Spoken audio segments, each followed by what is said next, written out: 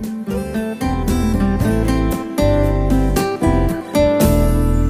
पिता तेरी नजरें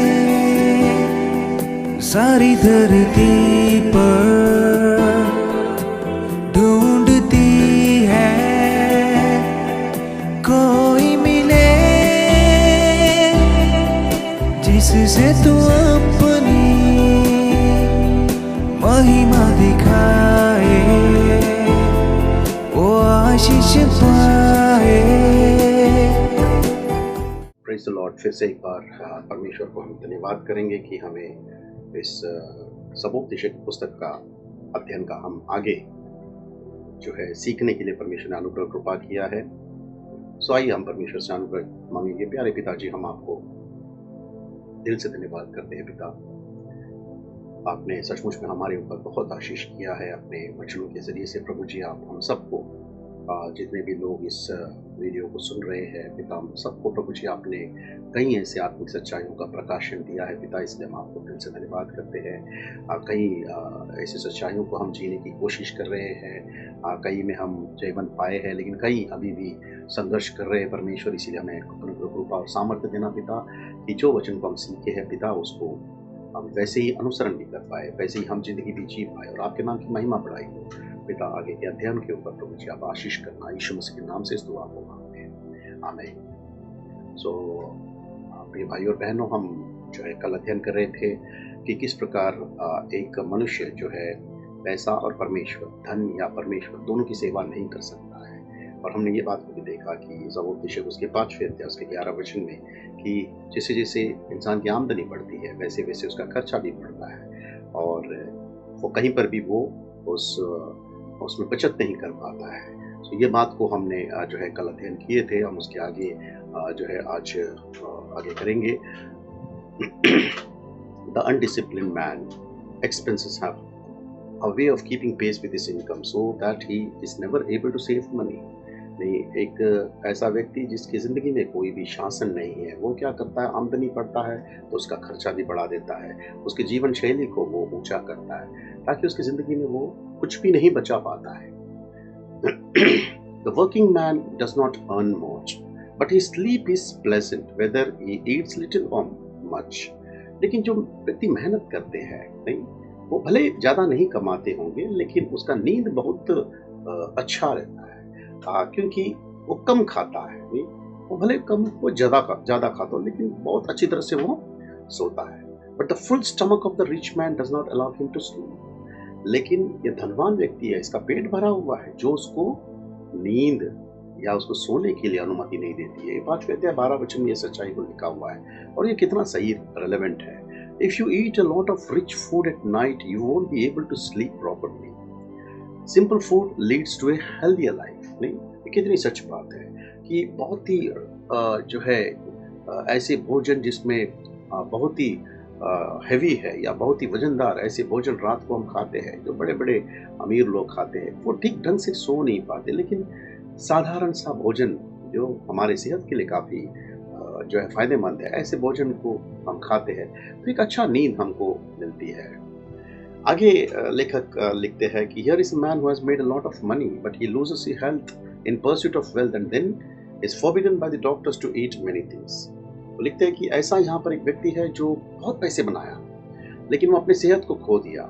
नहीं, और जो वैद्य के साथ में जो उसने मुलाकात की, उस वैद्य ने उसे बहुत सारे खाना न खाने के लिए परहेज करने के लिए कहा। Many people nowadays spend the first half of the working life ruining their health and accumulating wealth. और एक सच्चाई जो यहाँ पर हमको देखने को मिलता है कि बहुत सारे लोग अपने जिंदगी के आधा हिस्से को जो है अपने सेहत को बिगाड़ते हुए अपने धन को बटोरने में लगे रहते हैं, and then spend the rest of their life spending that wealth to regain their health. और उसके बाद जो बचा कुचा जो जिंदगी है वो सब इस प्रकार से बिताते हैं कि जो हेल्थ उनका, जो सेहत उनका खो गया है, उसको वापस लाने के लिए सारे धन को वे लोग खर्चा करते हैं। व्हाट फॉली, क्या मूर्खता की बात है। They work hard and ruin their health. जो मेहनत करते हैं बहुत लेकिन अपने सेहत को बिगाड़ते हैं। Destroy themselves to accumulate money and then die. अपने आप को वो खात्मा कर देते केवल पैसे बटोरने के लिए, और उसके बाद वे मर जाते हैं। Give God the best years of your life. Specifically जवान लोगों के लिए मैं बताना चाहूंगा कि आपके पास आपका उत्तम जीवन अभी आपके पास है, और ये उत्तम जीवन आप परमेश्वर को दे दीजिए। And the best part of each day, आपके प्रतिदिन का सबसे उत्तम समय है वो परमेश्वर को दे दीजिए। That is a wisest way to live. और ये सचमुच में अगर जिंदगी जीना है बुद्धिमानी से, तो इसी प्रकार से अपने जीवन के बहुत ही उत्तम समय और दिन के उत्तम समय को परमेश्वर को देना है, ना कि केवल हम मेहनत करके पैसे बटोरने का और उसके बाद में हम उस पैसे को छोड़ जो है चले जाने का नहीं। Chapter 7 to 9 have a lot of good practical advice on how to live in this world. ये 7 से लेकर 9 काफ़ी ऐसे जो है सलाह है जो हमें इस धरती पर, इस दुनिया में जीने के लिए हमें मदद करती है। A good name is better than a good ointment, and the day of one's death is better than the day of one's birth. ये सुंदर कहावत है 7वें अध्याय पहले वचन में कि अच्छा नाम जो है एक अच्छा सुगंधित तेल से भी उत्तम होता है, और एक किसी का मृत्यु वो हमेशा किसी के जन्म से भी बेहतर होता है। That is true only if you have spent your life living for God and for eternity's value, not otherwise. ये जो स्टेटमेंट है 7वें अध्याय पहले वचन का, वो तभी सच होगा अगर आप और मैं परमेश्वर के बताए रास्ते पर हम जी रहे हैं, हम अनंत काल के उस मूल्य को समझते हुए इस धरती पर जी रहे हैं, वरना ये कहावत हमें लागू नहीं हो सकता है। Patience of spirit is better than pride of spirit. एक हियाव की आत्मा जो है घमंड की आत्मा से बेहतर है, 7वें अध्याय उसके 8वें वचन में। The patient man is a far better human being than the proud man. जो धीरज रखने वाला व्यक्ति, जो हमेशा घमंड रखने वाला व्यक्ति से कई अधिक बेहतर है और कई अधिक उत्तम है। Do not say why is it that the former days were better than these, for it is not from wisdom that you ask about this. 7वें अध्याय उसके 10वें वचन में आप ऐसा कभी मत कहना कि वो पुराना दिन जो है अभी से बेहतर है, नहीं। और for it is not from wisdom, क्योंकि ये बुद्धि की तरफ से नहीं है जो आप ये मांग रहे हैं। For a disciple of Jesus the future is always going to be better than the past. यीशु मसीह के चेले होने के नाते हमारा जो भविष्य है हमेशा अतीत से बेहतर है। So we should not look back ever, इसलिए हमें पीछे की ओर मुड़कर कभी भी नहीं देखना है। In chapter 7, 16 and 17, we have one of those foolish bits of advice that human wisdom offers. Don't be too righteous and don't be too wicked, for you will only destroy yourself. नहीं, यहाँ पर एक सलाह है, थोड़ी सी मूर्खता भरी सलाह हम कह सकते हैं, जो इंसान जो है लोगों को सलाह करती है और इस प्रकार से कहती है कि तुम इतना भी ज़्यादा धार्मिकता मत बनो और ज़्यादा दुष्ट भी नहीं बनो, ताकि तुम अपने आप को विनाश करो। Worldly people will say that it is impossible to live in this world without compromising a little bit of righteousness. दुनिया के लोग ये बात को कहेंगे कि असंभव है इस दुनिया में इस प्रकार जीना कि हम थोड़ा सा भी समझौता न करें। नहीं, ये असंभव है, धार्मिकता की जिंदगी जीना असंभव है, दुनिया के लोग हमको सिखाते हैं। So they justify giving a small bribe here and telling a little lie there.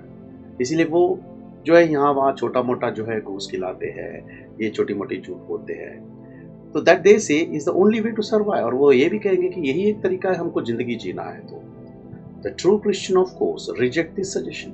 सच्चा मसीह हमेशा इस प्रकार की सलाह को ठुकराएगा। Another way to look this verse would be to read it as, दूसरा पहलू या दूसरा तरीका हम अगर इस वचन को देखना है तो इस प्रकार से देख सकते हैं। Don't try to be super righteous और सुपर स्पिरिचुअल। हम ऐसे कह सकते हैं कि तुम कोशिश मत, इस प्रकार से कोशिश मत करना कि तुम बहुत ही ज़्यादा आध्यात्मिक हो या बहुत ही ज़्यादा तुम धर्मी हो। That is by going beyond the requirement of God's word. ये परमेश्वर के वचन का जो मांग है उससे भी कहीं अधिकतर जो है अपने आप को धर्मी साबित करना या दिखाना। हम इस मनसा के साथ में इस पहलू से भी हम इस वचन को देख सकते हैं। सुलेमान उसके 7वें अध्याय 8वें वचन बहुत सुंदर रीति से सुलेमान कहता है, I have found one wise man among 1,000 men, but I haven't found a wise woman among 1,000 men. मुझे 1000 पुरुषों में एक बुद्धिमान पुरुष मिला, लेकिन मुझे 1000 स्त्रियों में एक भी बुद्धिमान स्त्री नहीं मिला। क्या स्टेटमेंट है देखिए। Does that mean that men are wiser than women? क्या इसका मतलब ऐसा है कि पुरुष स्त्री से ज्यादा बुद्धिमान है? No, God created man and women with equal powers and equal ability to be spiritual. परमेश्वर ने पुरुष और स्त्री को दोनों को एक ही प्रकार के समानता और एक ही प्रकार की क्षमता में बनाया कि वो एक समान आत्मिकता में वो रहे। Solomon is referring here, however, to the 1,000 women he had in his harem. यहाँ पर जो सुलेमान जो बोल रहा है वो उस 1000 स्त्रियों के विषय में बोल रहा है जो उसके महल में है। 700 बीवियां हैं, 300 रखेल है, पहले राजा 11 अध्याय उसका 3रा वचन में 700 wives and 300 concubines. Knowing the flirtatious women he had in his harem, it is not surprising that he didn't find wisdom among any of them. नहीं, उसके महल में जो इतने सारे बीवियां और इतने सारे स्त्रियों को देख उसने देखा कि इनमें से कोई भी ऐसा बुद्धिमान स्त्री नहीं है, क्योंकि ये सारे स्त्री जो है ये बहुत ही ढीला चरित्र के स्त्रियां हैं। नहीं, इसीलिए उसको इस प्रकार एक सचमुच में ईश्वरीय बुद्धि वाले कोई भी एक स्त्री उसको नहीं मिला। But there are many godly women who are wiser than main.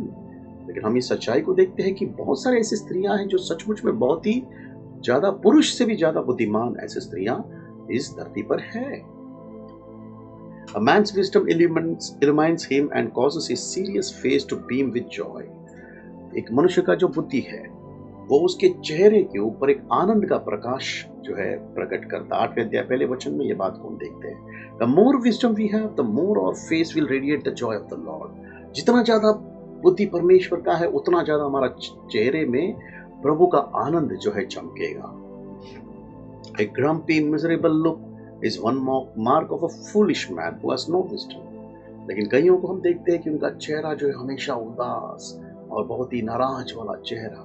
नहीं, ये हम जो है ऐसे चेहरे को देखते हैं जिनके चेहरे में बिल्कुल खुशी झलकती नहीं है। हम समझ सकते हैं कि ऐसे व्यक्ति के अंदर कोई भी ईश्वरीय बुद्धि नहीं है। Jesus was never grumpy or sour. यीशु मसीह कभी भी इस प्रकार जो है रूठे हुए हालात में नहीं रहते थे, ना ही जो है जो उनका चेहरा जो है हमेशा जो है टूटा हुआ जैसा था। नहीं, neither should his disciple be, ना ही उनके चेले भी इस प्रकार से जो है रहना है। नहीं, because punishment against an evil deed is not executed quickly, therefore the hearts of men are given filthy to do evil। 8वें अध्याय 11 वचन। क्योंकि हर एक बुरे कर्मों का जो है तुरंत उसका न्याय नहीं होता है, और यही कारण से जो है मनुष्य के हृदय में बहुत सारे बुराइयां जो है भरी पड़ी हुई है। नहीं, 8वें अध्याय 11 वचन। If God had meted out punishment as soon as anyone sinned in any way, men would have stopped sinning all over the world। अगर सोचिए कि परमेश्वर इंसान के बुरे कर्मों को उसी वक्त अगर उसका सजा देते तो सारे दुनिया जो है पाप करना रोक देती। But judgement day is coming, लेकिन न्याय का दिन जरूर आने वाला है। Even if a sinner does evil 100 times and extends his life, I know it will go well only for those who fear God openly। नहीं, भले एक पापी व्यक्ति जो है 100 बार जो है पाप करने के बावजूद अपने जिंदगी को बढ़ाता है, लेकिन एक बात तो सच है कि जो परमेश्वर को खुलेआम रीति से भय मानते हैं उसका ही भला होता है। Chapter 8 verse 17 says that there are many things that God does that we cannot fully understand or explain with our limited human wisdom। परमेश्वर ने बहुत सारी बातें ऐसे कही है और करी है जो हमें पूर्ण रीति से समझ नहीं आएगा। नहीं, क्योंकि हमारा जो विचारधारा है, हमारी जो बुद्धि है बहुत ही सीमित है, बहुत ही लिमिटेड है। Chapter 9 verses 8 is a beautiful verse that we could apply to our life and ministry। Let our clothes be white all the time and let not oil be lacking on your head। नहीं, वो हमको कह रहे हैं कि हमारी जिंदगी को, हमारी सेवकाई को, कि तुम्हारा वस्त्र हमेशा श्वेत रहे और जो है तुम्हारे सर पर हमेशा तेल लगा हुआ रहे। इसका मतलब क्या है? That means that we should keep our conscience clean।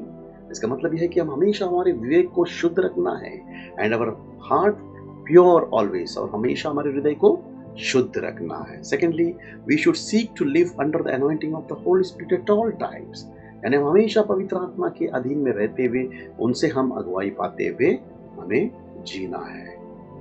Chapter 14 to 18 tells a story city that was delivered from the enemy by a simple wise man, yet no one remembered that wise man।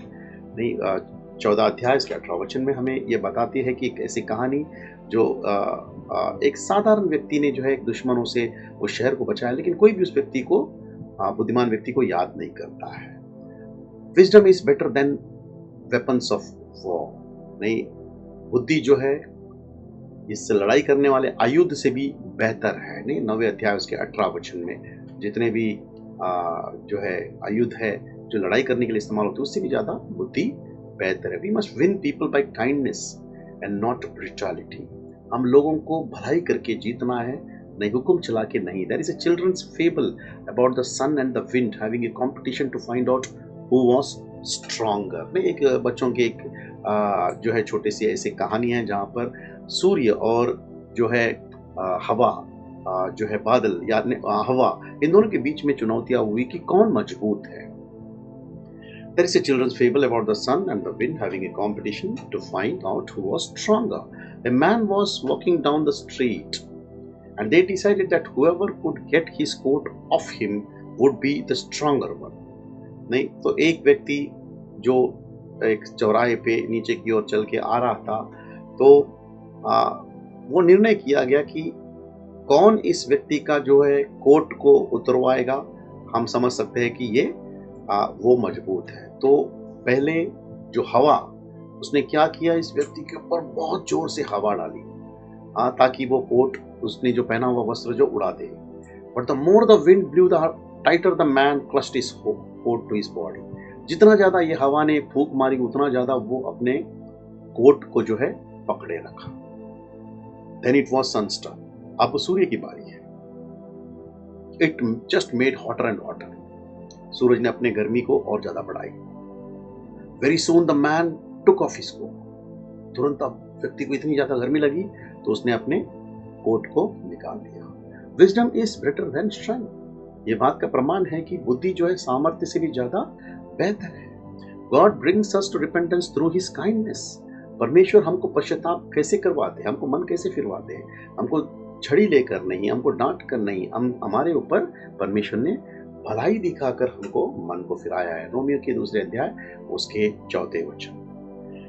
Dead flies make a perfumer's ointment to stink, so a little foolishness is greater than much wisdom and honor.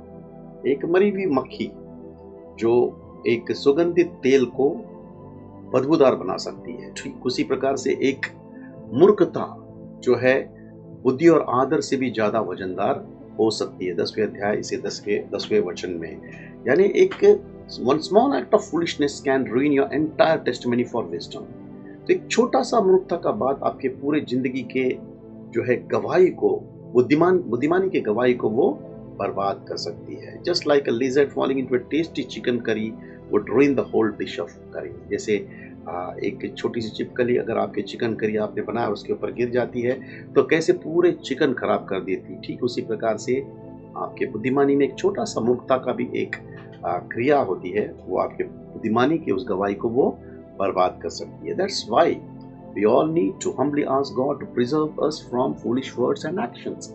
और इसीलिए हमें नम्रतापूर्वक परमेश्वर से प्रार्थना करना है, हमेशा मांगना है कि परमेश्वर हमें इस मूर्खता वाले शब्द, मूर्खता वाले कार्य से हमें हमेशा बचाए रखना। Chapter 10 verses 4 is beautifully paraphrased in the Living Bible as, if the boss is angry with you, don't quit. नहीं, 10वें अध्याय 4 वचन में, अगर तुम्हारा मालिक तुमसे नाराज होता है तो कभी भी नौकरी नहीं छोड़ना। बहुत ब्यूटीफुल स्टेटमेंट है। He who digs a pit for others may fall into it. 10वें अध्याय 8वें वचन में हमको इस प्रकार से बताया जाता है कि जो कोई दूसरे के लिए गड्ढे खोदता है उसी गड्ढे में वो खुद गिरता है।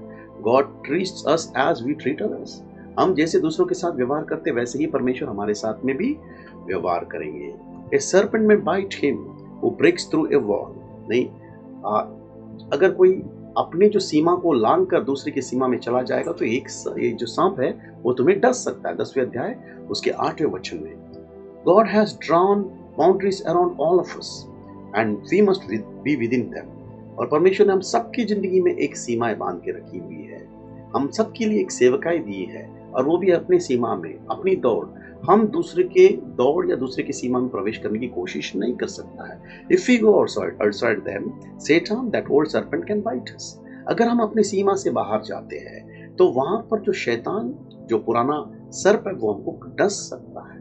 यानी हमको परमेश्वर के रास्ते से अगर गलती से भी हम सोच रहे कि दुनियादारी की तरफ जाने की विचारधाराएं करते हैं, हम सीमा से बाहर जाते हैं, तो ये शैतान जो है हमको डस सकता है।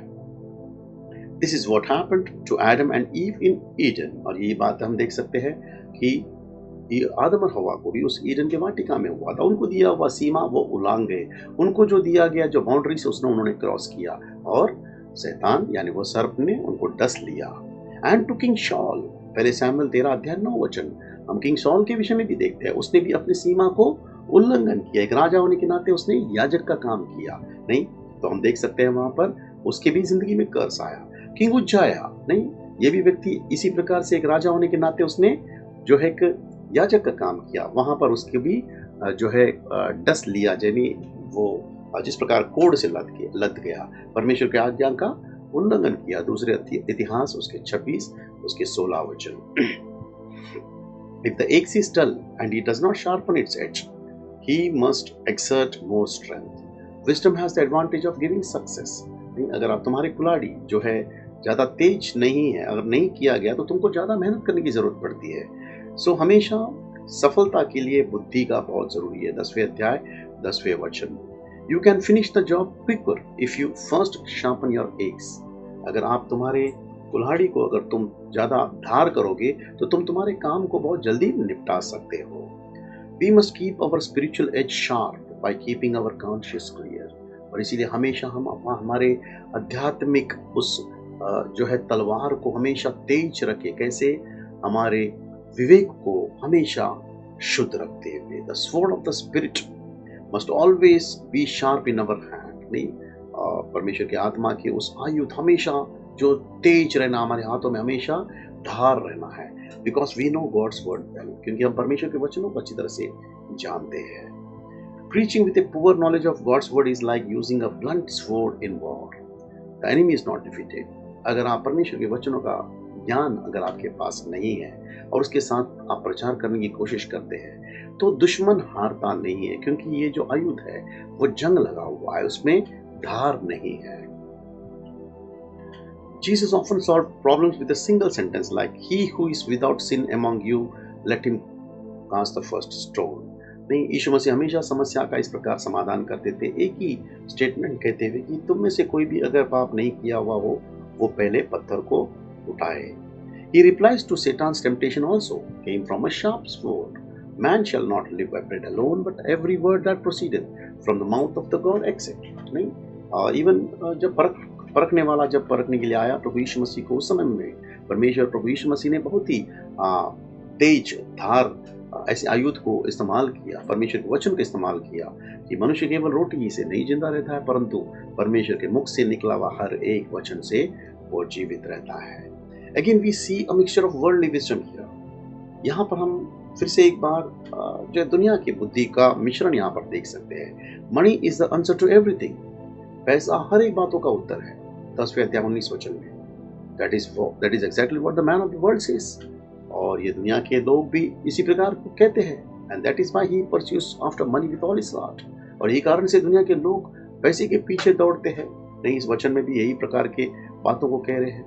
We who believe that God is the answer to every problem should be pursuing after God with all heart. हम जो ये विश्वास करते हैं कि हमारे हर समस्या का हल पैसा नहीं लेकिन परमेश्वर है, इसीलिए हम पूरे हृदय के साथ उस परमेश्वर के पीछे चलना है।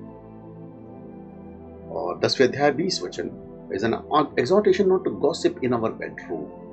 और ये हमारे लिए एक उपदेश है कि हम हमारे सोने वाले कमरे में बिल्कुल चुगली ना करें। नहीं, पूरे दिन में जो घटी हुई बातें, यहाँ की वहाँ की बातें हम बिस्तर में सोते हुए इस बात को ना करें।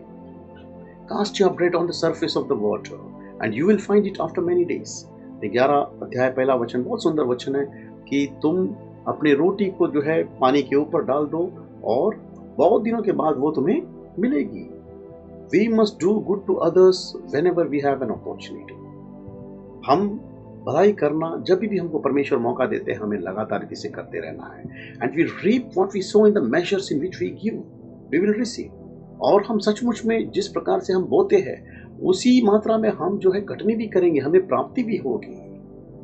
whether tree falls toward the south or the north, whenever the tree falls there it lies। 11 अध्याय 3 वचन में हमें बताते हैं कि अगर एक पेड़ जो गिरता है वो दक्षिण की ओर गिरता है या उत्तर की ओर गिरता है, लेकिन जहां पर भी गिरता है वहीं पर वो रहेगा। Once a person dies, his eternal fate is settled। एक बार मनुष्य मरता है तो उसका अनंत काल का जो भविष्य है वो वहीं पर सेटल होता है।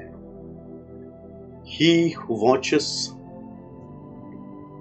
the wind will not sow, and he who looks at the clouds will not rain। यहाँ पर ऐसा लिखा है कि जो कोई बादलों को देखेगा वो कभी भी बोएगा नहीं, और जो हवा को देखेगा वो कभी भी बादलों को देखेगा वो कभी भी कटनी नहीं कर पाएगा, और ना हवा को देखेगा वो कभी भी बो पाएगा। We must not wait for perfect condition to serve the Lord। प्रभु की सेवकाई करने के लिए हम एक परिपक्व मौके का इंतजार करने की जरूरत नहीं है। We must be ready to share the gospel with others and to share the Lord at all times। हम हमेशा परमेश्वर की सेवकाई के लिए, सुसमाचार सुनाने के लिए हमेशा तैयार रहना है। When it is convenient for us and when it is not। 2 Timothy 4 अध्याय 2 वचन में हमको बताते हैं कि भले वो हमारी जिंदगी में सही मौका हो या नहीं मौका हो, लेकिन हमें परमेश्वर की सेवा के लिए हमेशा तैयार रहना है। Just as you don't know the path of the wind, so you do not know the activity of God। जैसे आपको हवा का रुख नहीं पता है, वैसे ही परमेश्वर के कार्य कभी आपको नहीं पता है। 11 अध्याय 5वें वचन में Our mind is like a little cup that cannot contain the ocean of God's wisdom। हमारा जो दिमाग है वो एक छोटा सा प्याला है जिसके अंदर जो है परमेश्वर के बुद्धि का पूरा सागर नहीं भर सकता है। So we do not know have an explanation for many things on this earth। इसीलिए इस धरती पर में बहुत सारी ऐसी बातें जिसका हमारे पास सचमुच में उसका वर्णन या उसे हम वर्णन नहीं कर सकते। बहुत सारी बातों को हम समझा नहीं सकते, इतना परमेश्वर का विजडम है।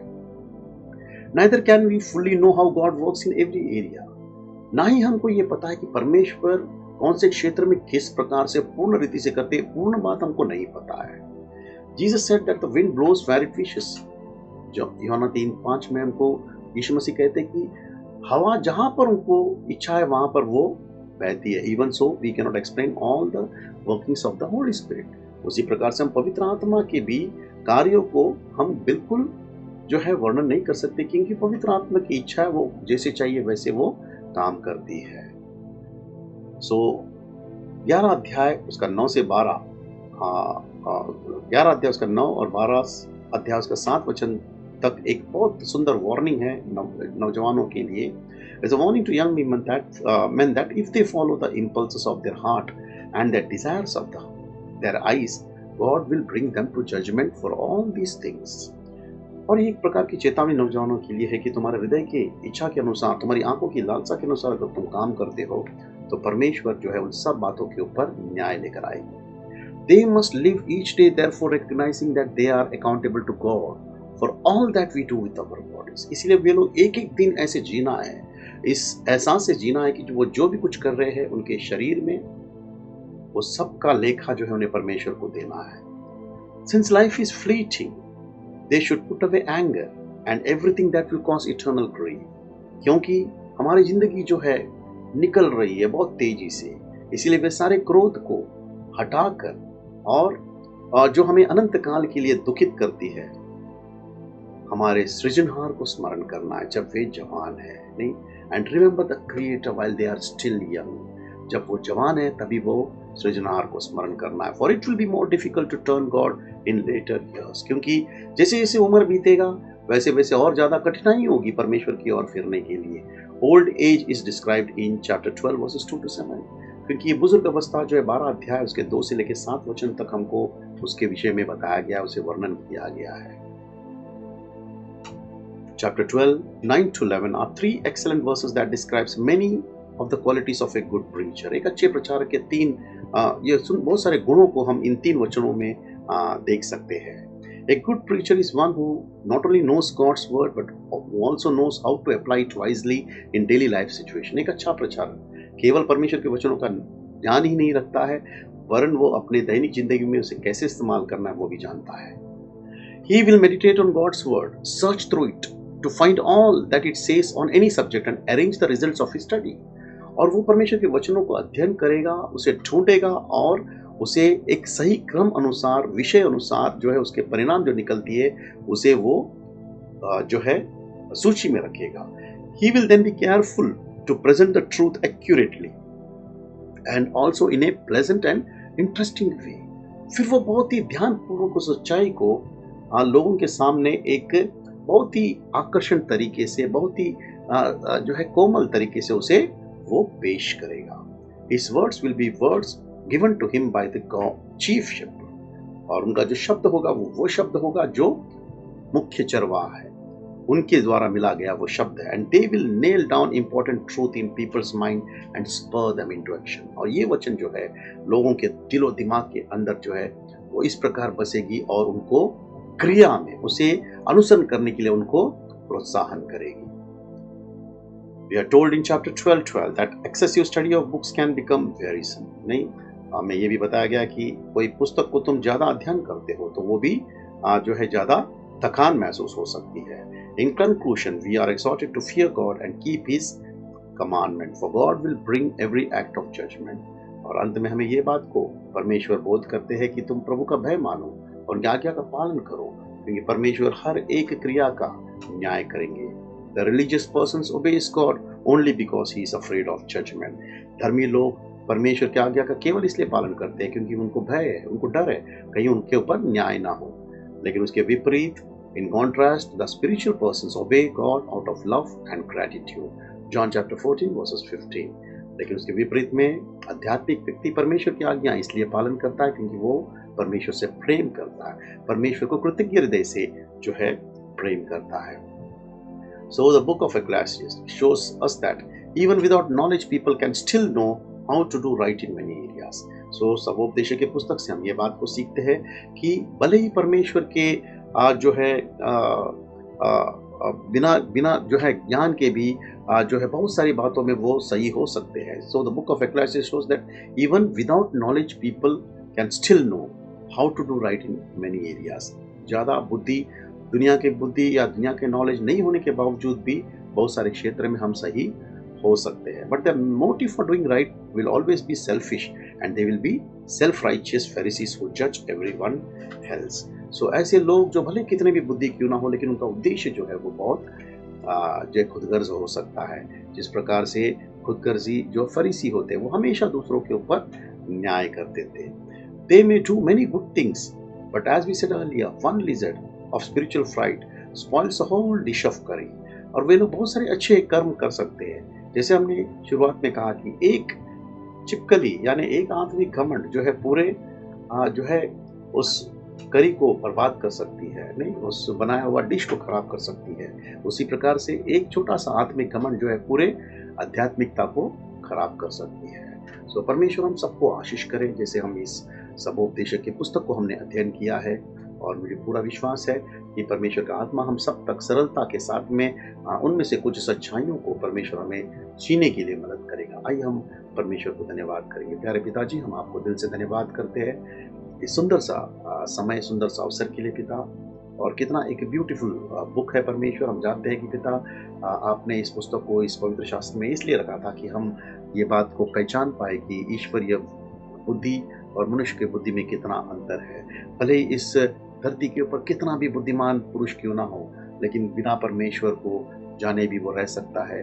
और उसके विपरीत में हमें भी सीखा है परमेश्वर कि भले हम सचमुच में इस दुनिया की बुद्धि में और बुद्धिमानी में हमें कुछ भी नहीं, हम जानते हैं मूर्ख है, लेकिन फिर भी परमेश्वर आप हमको अपने प्रकाशन को दे सकते हो. पिताजी, आपने हमें इस वचन से आशीष किया, इसके लिए धन्यवाद. छोटी सी दुआ को आपके इकलौते पुत्र हमारे उद्धारकर्ता प्रभु यीशु मसीह के नाम से हम मांगते हैं. आमीन.